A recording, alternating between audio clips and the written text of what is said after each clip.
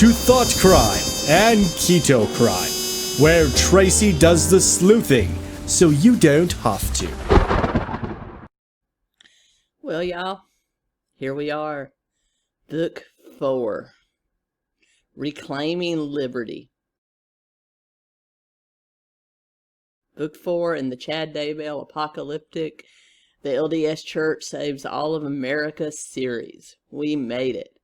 And the only thing more prominent in this video, the only thing more prominent than Chad Daybell's lunacy is my part. Because for some reason, I can't do anything with my hair today. So I apologize. I've just like straightened it, got it out of my face. We're going to go. So anyway, I hope you enjoy it. Let's get into it. First of all, I want to say thank you to all the new subscribers, all the wonderful new interactions we've had, and I really feel like you guys are friends and family, and I hope you feel the same. I hope we can keep this a really good, supportive community as we learn more about true crime and weird history.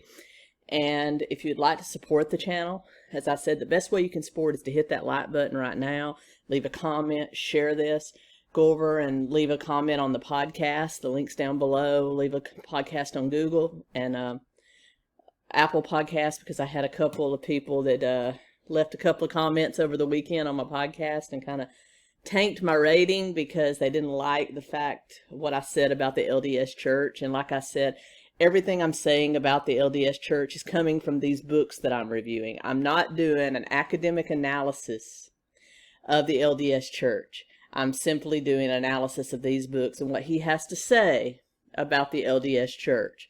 So please don't take this as me drumming down on the LDS Church. I'm not doing that. I'm simply reciting what's in his book. So all the knowledge I have comes from those. So if you could go over to, if you listen to Apple Podcasts, go over and find Thought Crime on Apple Podcasts. Give me a good comment, a good rating if you enjoy what I do. If you'd like to support the podcast with money, always, never required, always appreciated. Down below are links to my PayPal, my Patreon, and thanks to my 2 new patrons. You know who you are. Love you. And Cash Out, all that good stuff is down below if you want to drop me $1 in the tip bucket on the way out. Always appreciate it. And now that all this gross introductory stuff is over, let's get into the book, Reclaiming Liberty, the 4th apocalyptic novel by Chad Daybell. So it's been about 4 months since we last left our crew, our freedom fighting crew. The winter has passed, and so they're coming out of the winter, and we find coalition forces, those 4 countries that we know Russia and China are a part of. Still don't know the other 2 countries. They have pretty much sent coalition forces as far as the Midwest, so they've taken up residence at Kansas City, Missouri, while the coalition leaders have taken up residency at the Denver, Colorado International Airport. We cut back to Rexburg, where Maria is now several months pregnant. In fact, she's 9 months pregnant. Remember, the family, Nathan, Denise, Marie, Carol, are all living in Cousin Mark's house in Salem, Idaho, just outside Rexburg. And while Aaron and Garrett, who remember was resurrected from the dead, is now living in apartments on the BYU Idaho campus, where they are training the elders of Israel army to fight the forces of the coalition. Also, we know from reports that Salt Lake City has been completely conquered by the coalition under Russian Commander Klopov, and he is actually setting up his headquarters in Copperton near the NAS data center, because he doesn't want to live in Salt Lake City because it's been so demolished. It appears that the people that live there, instead of just rolling over, they decided to destroy the city. Same in Denver. The people that were in Denver decided to destroy the city rather than let the coalition forces take it intact. So we're looking at 2 pretty well destroyed cities. Civilians in Salt Lake City as well as Denver are starting to show signs of the black flu again, though a much milder strain. And that's where we pick up, in just complete and utter coalition, conquered land, sickness, destitutes, and not only are we still having to eat Hydrox cookies and drink instant coffee, the instant coffee is now decaffeinated. So it's really bad. We're having to drink Sanka, y'all. It's bad. Sanka, don't come for me. Anyway, so we pick up with Klompov having found a camp of LDS survivors that survived by digging ice tunnels into the ground, living near a new natural lake created by one of the sinkholes that was created by virtue of the floods and the earthquakes. And he gives them food and basically tells them that the Chinese are on the way to take over Denver. They'll be restoring utilities and helping them rebuild the city. What he's not telling them is that they will be doing it as slave laborers, and that Chinese and Russian citizens will be moving into the newly established homes. That's what he's not telling them. He basically tells them that the war is over, the coalition has won, and there's only a few unchipped guerrilla forces that remain in the Rocky Mountains. But soon, I don't know why he's giving all this top secret information to people he's just found living in the dirt, but he says that the Kansas City troops, most of the coalition troops, are about to make a push towards Denver and hook up with the coalition forces that were coming from the West Coast. Meanwhile, we shift back to Rexburg, BYU Rexburg, where the LDS Church has set up their new headquarters. They now have a LDS army of over 3,000 that has been fully trained by resurrected Garrett. So I guess he was like, Jaga from the Thundercats. He's leading them through, I don't know, spiritual awakening. But anyway, we pick up at a speech that Garrett's giving to the 3,000 Elders of Israel troops. So he's telling the troops they're about to roll out to basically hook up with other troops, bringing their forces to about 8,000, and they're going to actually push into Denver and try to retake it from the coalition. So that's their main objective, is to retake Denver.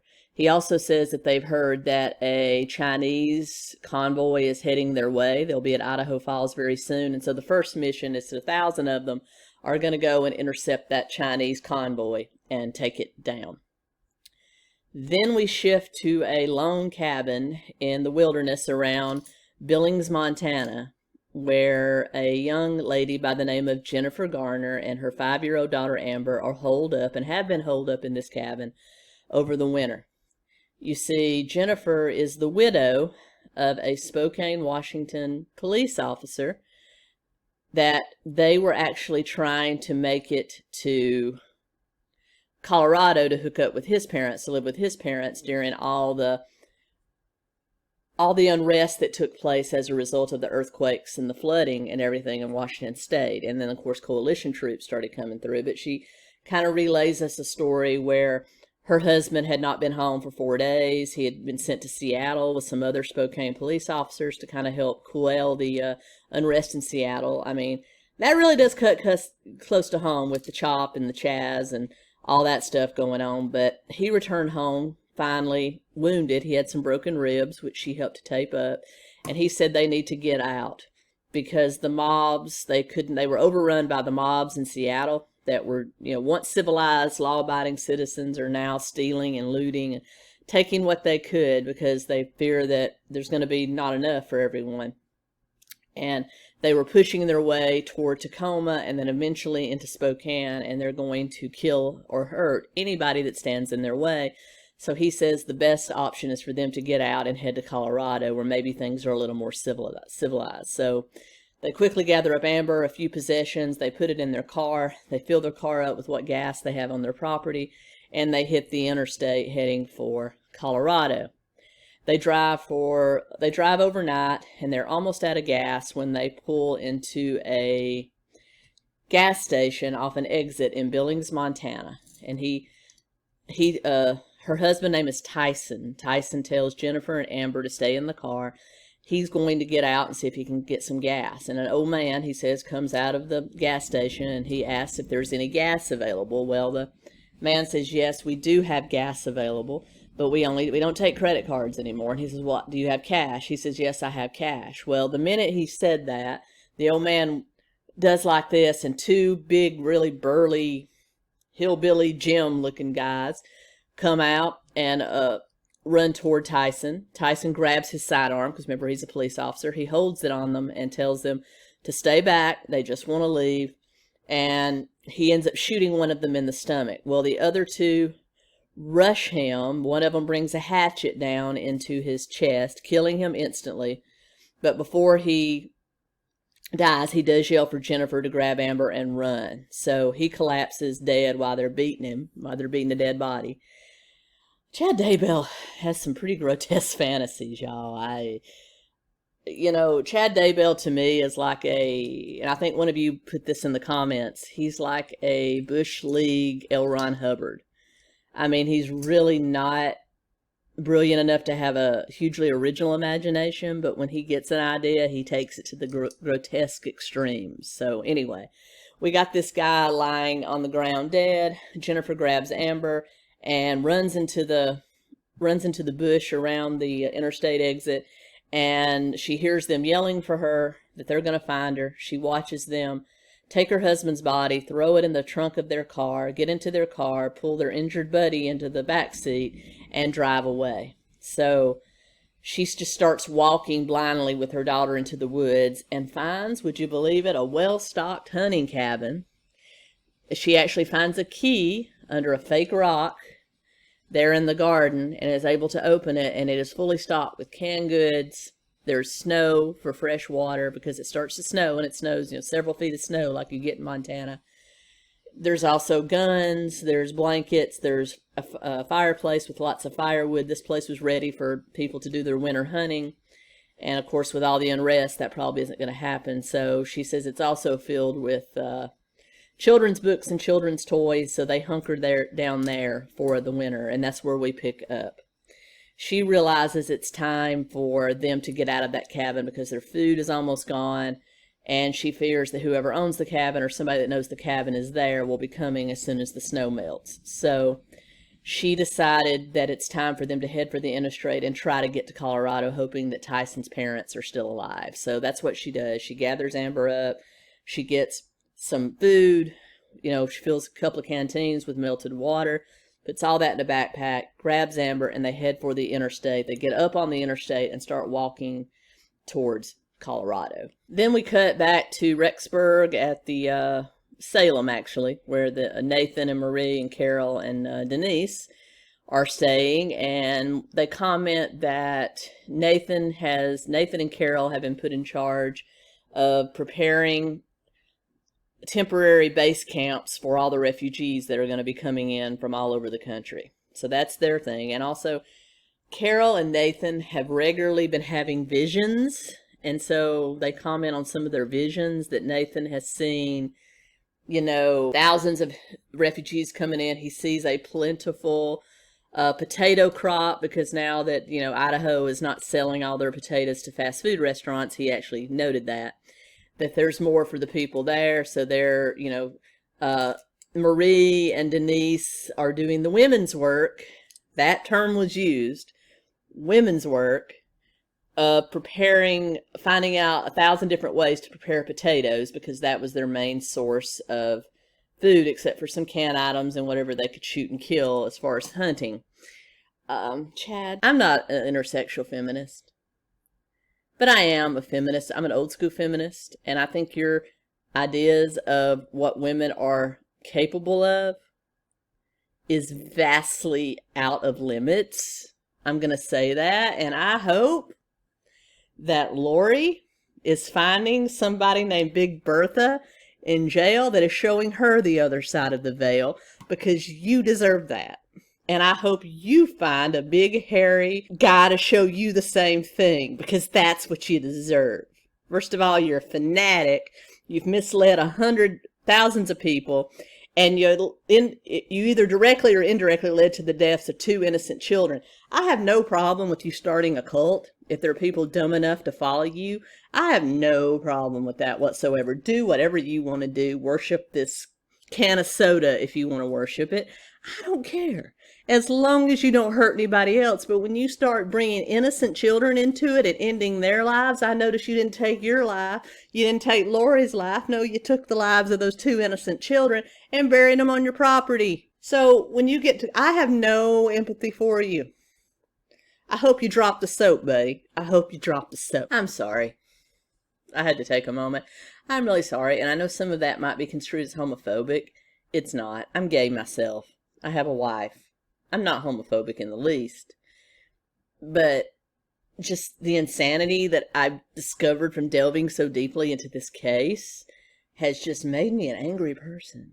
And I'm sorry if that offended anyone. Let's get back into the story. Also, in addition to all those potato recipes they were probably looking up on Pinterest, they had to find all the clothes they could to clothe these people. So they were building up the stores of clothes and food. And also I want to say to I know I have a lot of homemakers out there that watch me. I'm not downing what you do. I think it's valuable. I think the family is the bedstone of this country and of being good, but sometimes families are different. So I don't want you to think that I'm lashing out at people that choose to be homemakers. If you choose to be a homemaker, I fully support you, and it's important work. My beef is the way he seems to think that's all women are fit for. That is my beef. That's all.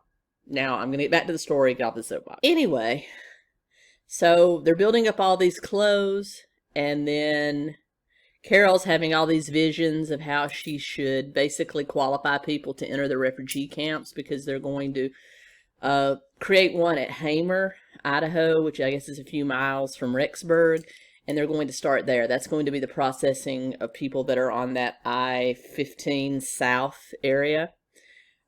Between Colorado, Washington, Montana, they're going to end up at Hamer. So she's having all these dreams about all these people that need her, and how she will carefully have to qualify the people that come in. Then we cut back to Jennifer and Amber, who are passing the gas station where her husband was killed, and she has more memories. And then they continue to walk for about 2 days on the interstate, and they're down to their last granola bar and bottle of water, and it's nighttime. And Amber had gotten really into this picture Bible story book that she'd found in the cabin. Remember I told you there was children's books in there? So she says, "Mommy, I want to pray." And Jennifer was raised Catholic. There's a thing about Chad Daybell. He always says everyone was raised Catholic. Anybody that's going to convert to LDS was raised Catholic. His story, not mine. Anyway, so she was raised Catholic, and she said, "Okay, well, let you go ahead and pray." So Amber prays that somebody will help them, somebody will find them. They're walking just a few minutes, and then they see a campfire, what appears to be a campfire, just off the interstate, and they hear a woman singing, "This land is our land." And Seth Daybell, who again is reading this book on Audible, sings the entire song. They were really looking for filler material, I guess. Maybe the cutoff is like 4 hours, but they were really looking for, this is like one of like 3 songs that are sung in its entirety through this book. They approach the fire because she says that no evil person would ever sing that song. So they approach, they come up, the woman, and there's it's an elderly couple, a woman and a man. The man stands up with a rifle, points it at them, and wants to know who they are. She explains to them they are basically refugees from Washington. Her husband was killed near Billings, and she just wants to get some food, get warm, because they need to make it to Colorado. And these people lower their gun. They introduce themselves as Martin and Kate from Spring Hill, Montana. I'm not sure if that Spring Hills, Montana. I'm not sure if that's a real city or not, but I didn't look it up. But they said that they had remained in their hometown until it was basically dead from looters and illness, and so they were just trying to make it somewhere with other people where they would be safe. So they give them some crackers and some blankets and allow them to sleep next to their fire. Then we cut back to, and they were actually heading for Poticello, I guess that's Idaho, to live with Kate's sisters. All right, so they sleep, and then we cut back to the Chinese convoy, which is rolling up on Idaho Falls. So the 1,000 elders of Israel troops are there. They actually released some drones so they can see what the Chinese troopers are doing, and they're actually using chip detectors to find anyone that's still in the city that's a civilian, and they're just mowing them down. They're not even trying to capture them or take them as prisoners or turn them into slaves. They're just shooting them. They observe them shoot all of these civilians that have survived the winter.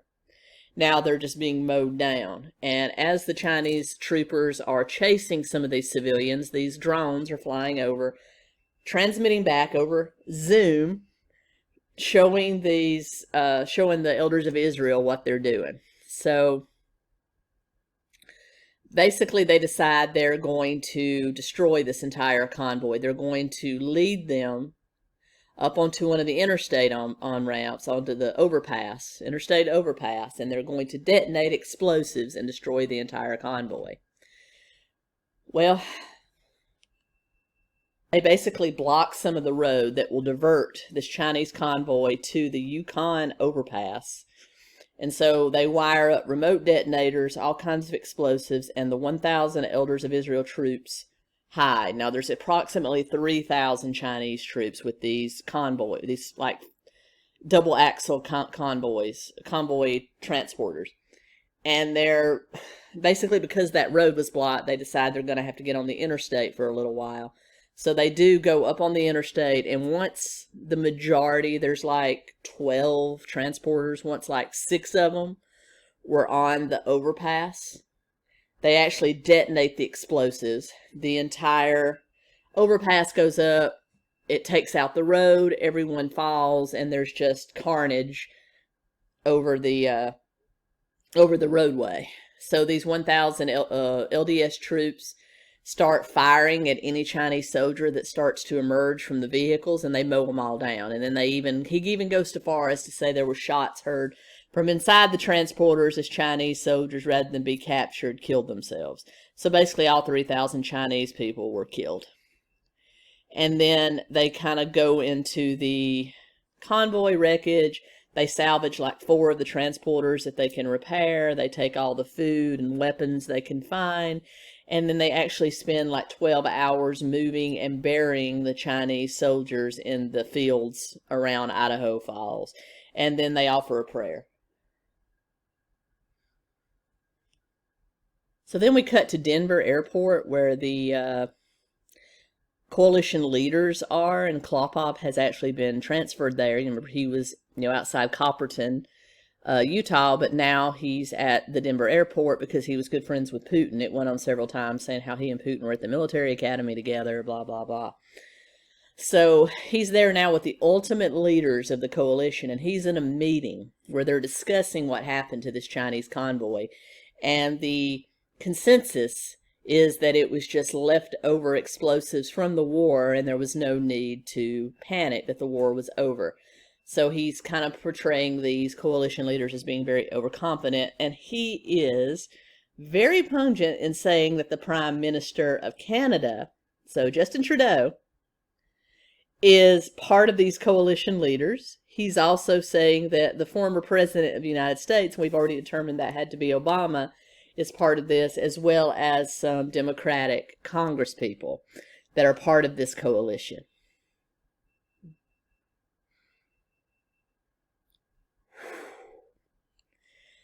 Canada.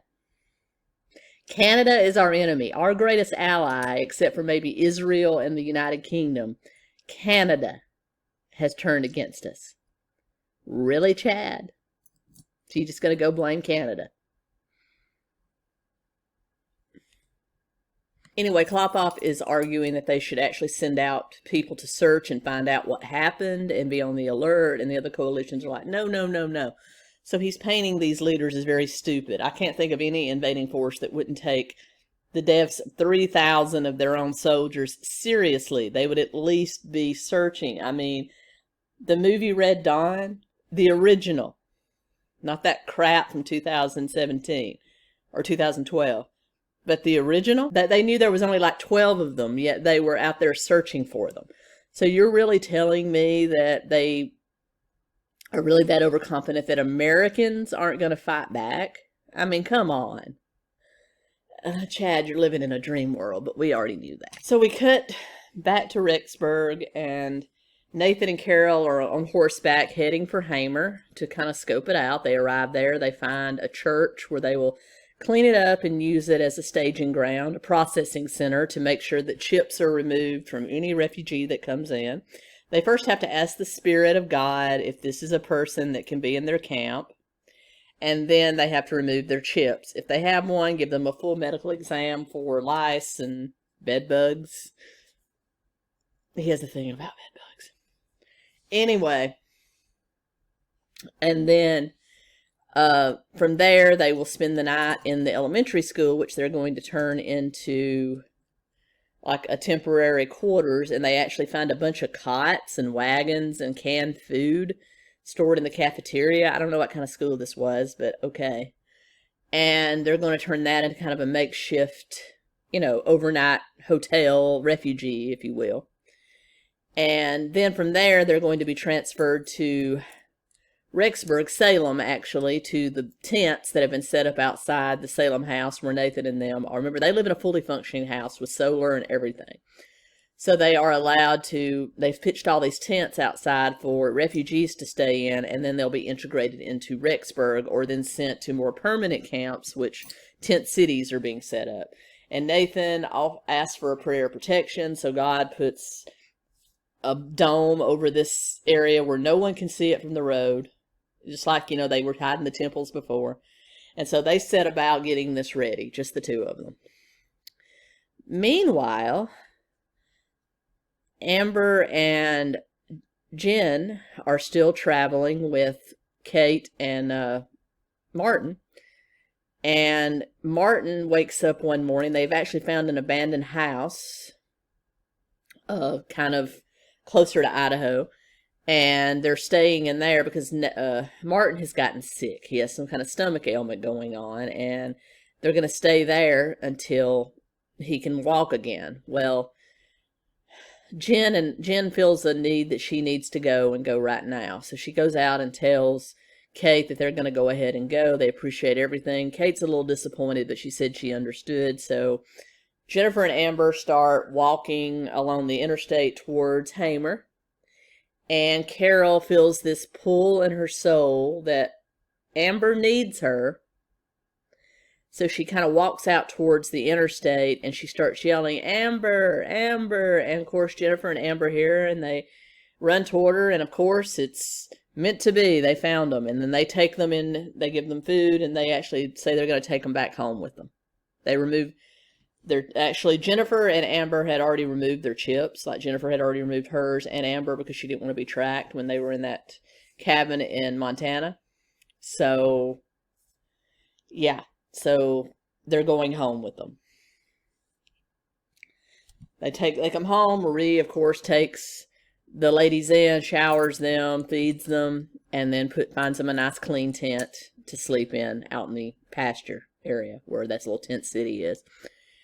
And then a Zoom call comes in and orders Nathan to go to meet his father, Garrett, for a meeting with the prophet himself, the president of the Mormon church. And so he gets on his four-wheeler and takes off, and basically we get to see this huge Zoom conference with the prophet, and the prophet basically tells them it's time for them to move, to basically start a counterattack against Denver. That on April 6th, this was around April 1st, April 6th was the day that all 3,000 of the troops at Rexburg would start out marching and meet up with other LDS forces at Fort Bridger, Wyoming. And they would use that as their massing place to basically invade Denver. They were going to try to knock this out in one fell swoop. Basically, then he goes on to talk about how they have to reconstrue their housing because they have like elderly people living in huge houses with, families of 6 to 8 living in little 2-bedroom apartments. So they have to kind of redistribute their housing and make room for make appropriate measures for larger and smaller families. I guess the Osmonds were in town. But anyway, so they decide they're going to do that, and Nathan is actually put in charge of that housing redistribution program, as well as overseeing the refugees.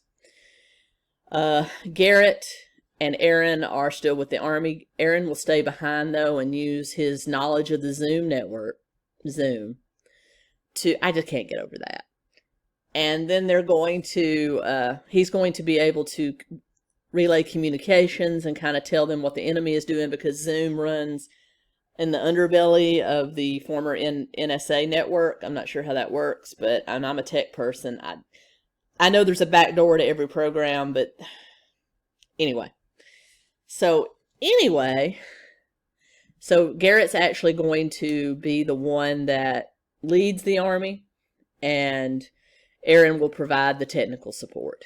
Nathan hurries home because Carol basically called and told him that Marie was in labor. Carol's also a midwife, by the way. This is the reason I still picture Carol from The Walking Dead, because she's such a badass.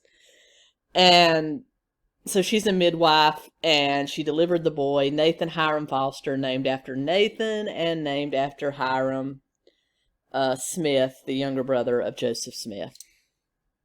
So while Marie and the new baby are sleeping, he tells Jen, Amber, and Carol about the mission, and that they're going to send the Army off on April 6th with a grand parade, and a few women would go with them to be the cooks and run the supply wagons. I hate you, Chad.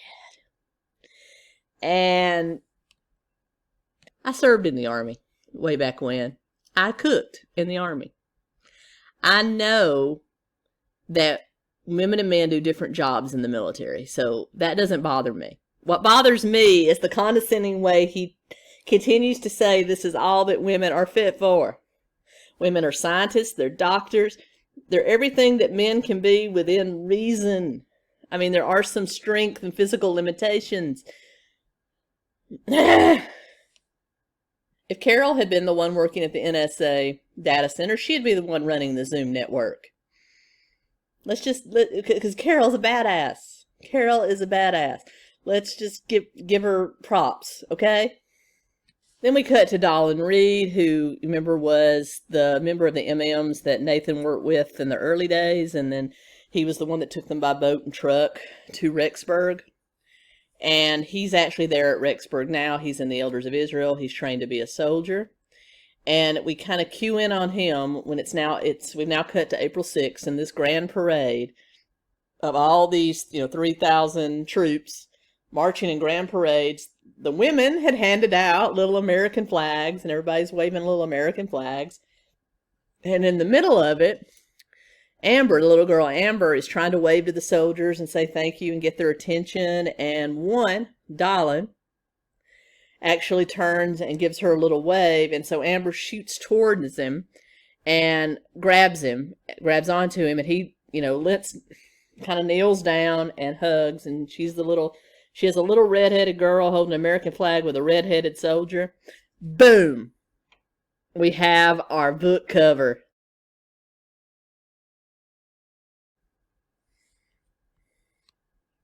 All right. So now we cut to Tyson Gardner. Yes. Jed Tyson. He's watching from beyond the veil, and he's seeing what Amber is doing. He's watching everything Jennifer's doing, because he's a spirit that is wandering the earth because he hasn't yet crossed over. And while he's standing there watching, thinking how proud he is of his wife and daughter, an angel named Jethro waves him over and says, hey, you have a nice family, but would you like to see where your parents are? And he knew his parents were dead because after he died, he was able to walk the world, unnoticed, and he kind of watched over them in their home in Colorado when looters and everything bust in and killed them all. So he knew that his parents had passed over, and he had commented that when their spirits left their bodies, they traveled up really fast, when he remembers kind of traveling up slow, which the angel told him that's because he had unfinished business on earth, i.e. his wife and daughter, where his parents didn't, and he would take them to his parents.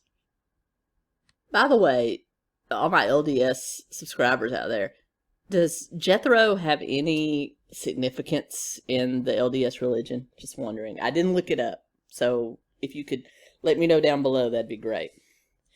Anyway, so Jethro takes Tyson to this celestial city and to an apartment, to a nicely furnished, modern looking apartment where his parents are, and they have a nice visit, and his parents basically tell them that this is spiritual prison because they weren't Mormons. Even though they were Christians and believed in Christ, they weren't, like, I guess his family was Protestant.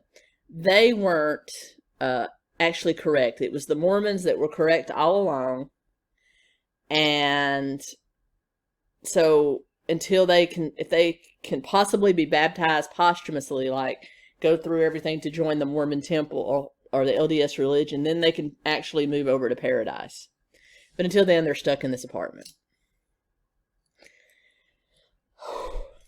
Anyway, so while he's reminiscing with his parents, the elders of Israel are marching toward Wyoming, and we see Dahlin having this conversation with this guy named Caleb, who's feeling really down and out, saying his generation was cheated, blah, blah, blah. And, then Dahlin kind of counters, saying that they are the greatest generation. They have the precedence to change the entire world and to get off of that. So, yeah. Anyway.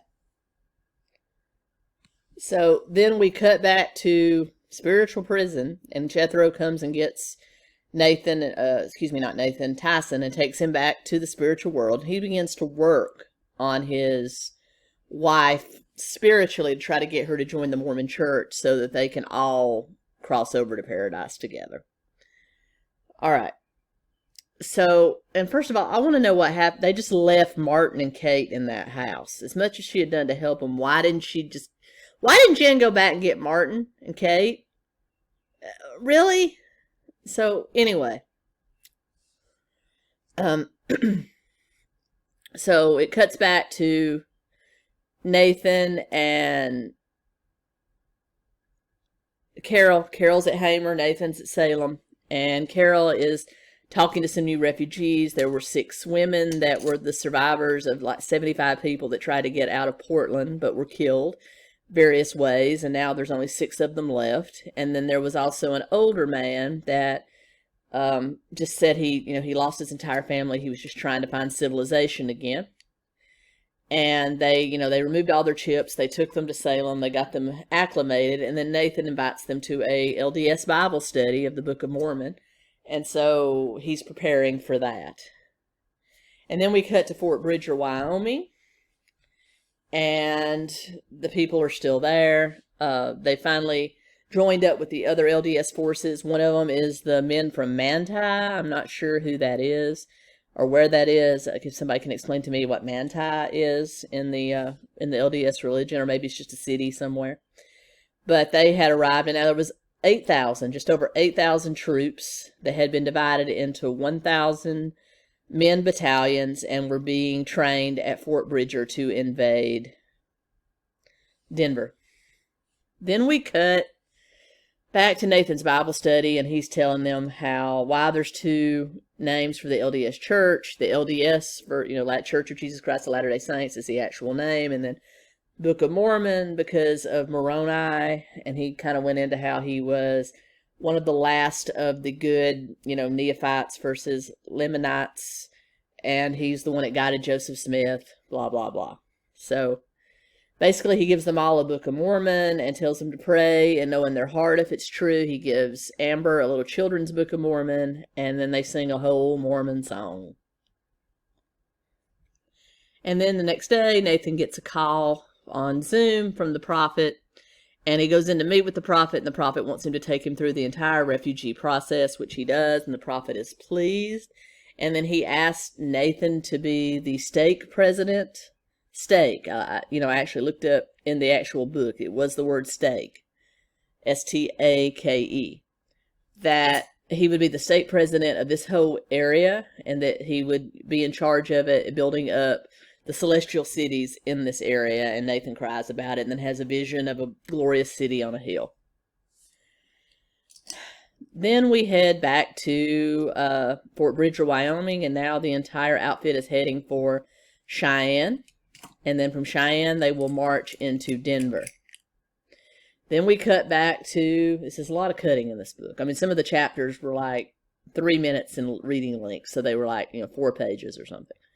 So,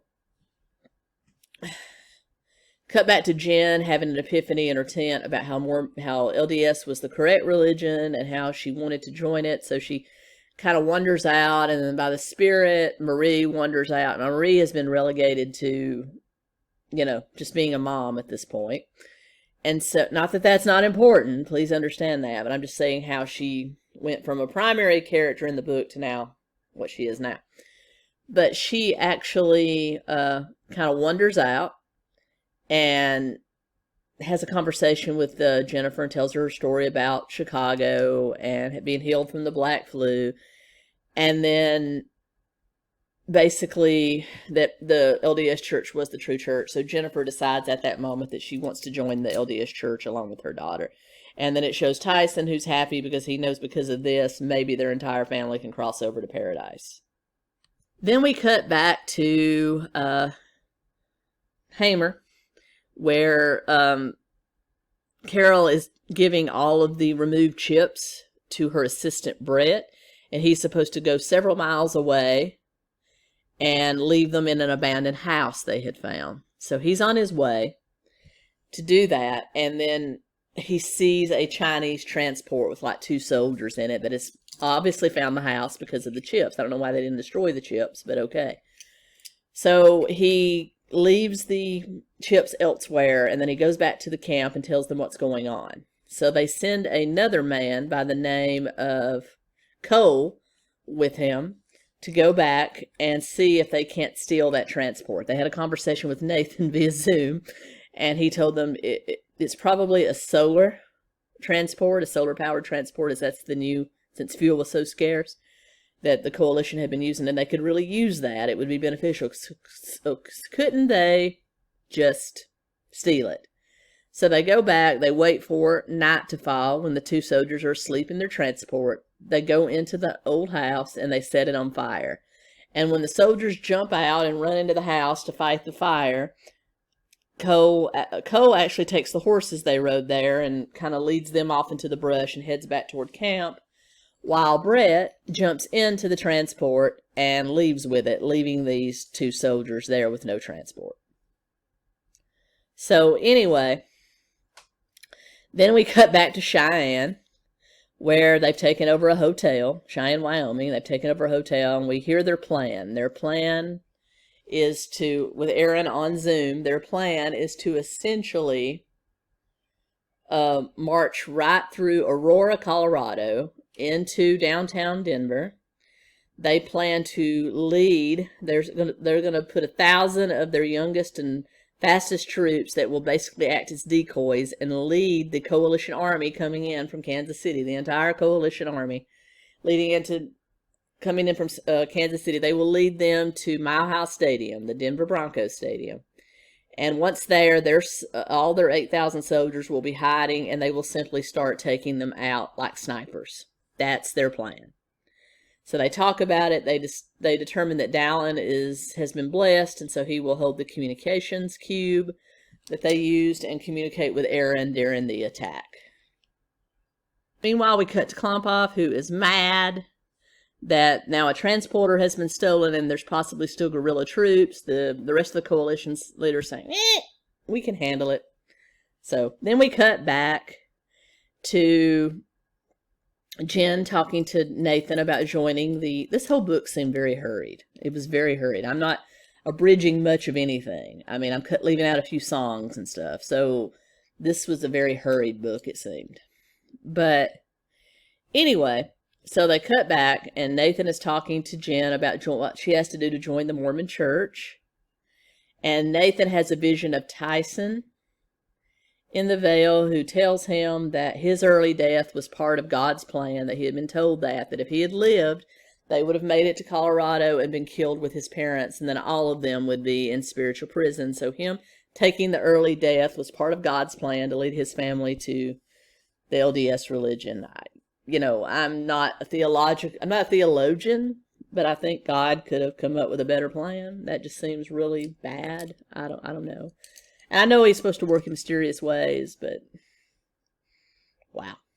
Anyway, so basically Nathan has a conversation with Tyson, and they basically speed up Jennifer and Amber's entry into the Mormon church. They get all of Tyson's information and his parents' information, and they enter it into their laptop system, and they go through the entire ordination, and they're sealed in the veil, Tyson and Jennifer.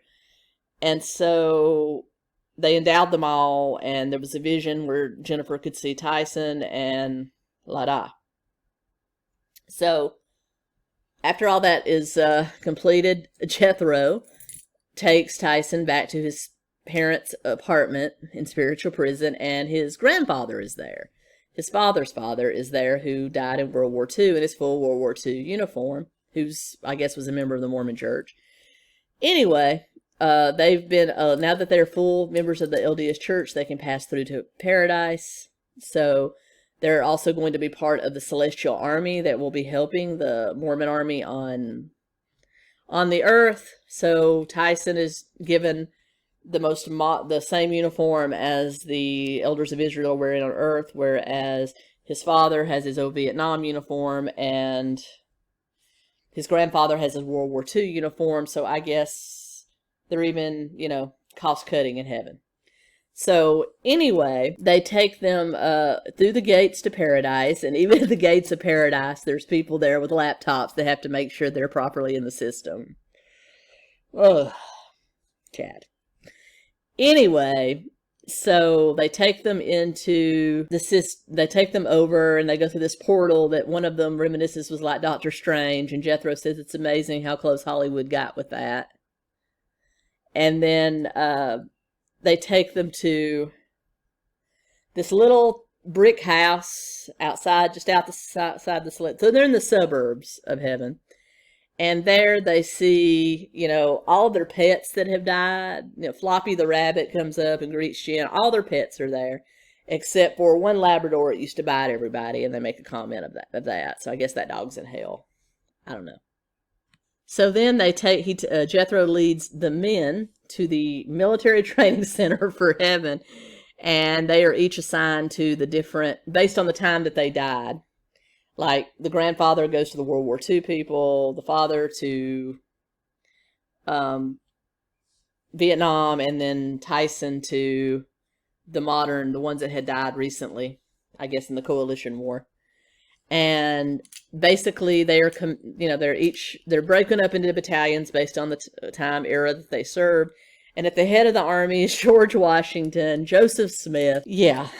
And so the plan is they will fly to Earth. There will be 2 heavenly soldiers assigned to each earthly soldier to be a protector. Tyson and his father, whose name is Ken, want to protect Dylan since he has such a huge job. And so they all fly to help the soldiers on the earthly battle. So the invasion begins. The 1,000 of their youngest, fastest troops are running into Denver. They're going to basically lead the coalition forces of about 20,000 towards Mile High Stadium for the ambush. And they do just that. The coalition just starts following them for no reason.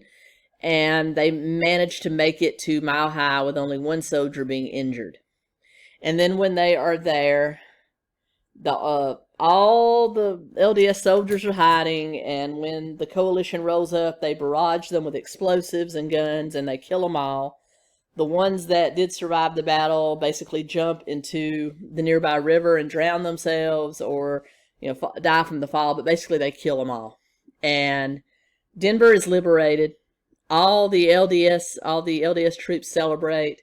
They kind of have this argument or not they should try to take over the airport and get the coalition leaders. However, the coalition leaders are already leaving. They've realized that their entire army is defunct. This was the shortest battle to reclaim liberty and reclaim the United States I've ever seen. And so 8,000 men defeated 20,000. So basically all these leaders are like getting on planes and going to Europe or back to wherever they came from. So Garrett decides he's going to capture Klopov. So he sneaks into the airport and encounters Klopov in the hall, one of the hallways there, after Klopov has had a fight with another coalition leader who tells him he better just get on a plane and get to Europe, that the mission has failed. And so he has this interchange with Klopov. He says, I'm not going to kill you, I'm going to take you prisoner, and we're going to learn all your secrets. Well, Klopov runs away, he follows him. They get into this fist fight in the baggage handling area, and eventually Klopov jumps to try to get away and falls to his death. So Garrett puts Klopov's body on a cart, an airport cart, and leaves a note saying he wanted to conquer America, but we conquered him, and leaves him there. And basically now America is free. Yay! And so now all the people come out of hiding. Everybody joins the LDS Church, because now the LDS Church is in control of America, which it's kind of scary. I'm for separation of church and state, which means people like me, gay people, are going to be thrown off roofs. So anyway, I'm just kidding. But anyway, I'm all for freedom of religion, just not religious control. Let me put that out there. Anyway, so the prophet puts out a thing to pray and decide what your role will be. Well, Nathan stays in Salem and Rexburg, becomes the president of that area. He and Marie have 5 more children. Basically, Jennifer and Amber stay at Rexburg as well. There's a war in Europe, because these coalition leaders are now fighting amongst themselves, and America's sitting this one out. Garrett went and helped build New Jerusalem in Missouri. Basically, Aaron and Carol moved to New Jerusalem. Denise helped build New Jerusalem and then went to the newly established BYU Zion. And Jennifer and Amber moved from Rexburg eventually to Ashland, Idaho, one of the celestial cities in Idaho. And that's where we end. Everybody's just waiting for Jesus to come down for his millennial rule. And so that's it. That's the final book of Chad Daybell's apocalyptic series. I've truly enjoyed this. I really have. It's been fun. Later this week, I will be reading the first of Jason Mau's books, only reading one of his books. I'm going to read and review that for you, and then I've got other cases that I'm going to cover for you. I will always keep you updated on this case. I hope you stay around. We're going to do the Christchurch shooter and a related book. We're going to do a couple of white-collar crime cases, and we're going to get into for part of my cult watch, we're going to get into the Quiverful movement and look at 2 churches associated with that movement, as well as a book that is used by both those organizations. So I hope you enjoy it. I hope you'll stick around. I've truly enjoyed this. Thank you so much, guys and girls. Keto Comics.